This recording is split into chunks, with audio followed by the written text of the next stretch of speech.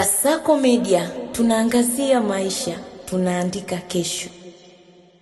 Jeshi la polisi mkoa wa polisi Tarime Rorya linaendelea kuchunguza na kuwatafuta watu zaidi ya 60 waliovamia kwa kuruka ukuta wa mgodi wa dhahabu wa Barrick North Mara Nyamongo wakiwa wamebeba mifuko iliyovaliwa mgongoni maarufu kama bob, pamoja na silaha za jadi na kuanza kushambulia askari waliokuwa doria kwa mikuki, mishale, mawe na mapanga.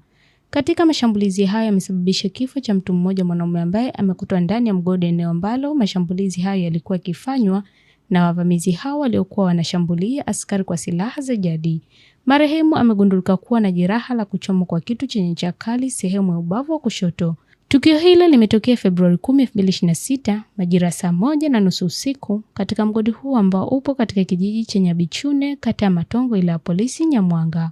Aliyefariki dunia ametambuliwa kwa majina ya Elia Maher Kikerero, mkazi wa Masongoro, Matongo. Mwili wa marehemu upo katika hospitali ya Tarime kwa ajili ya uchunguzi wa daktari.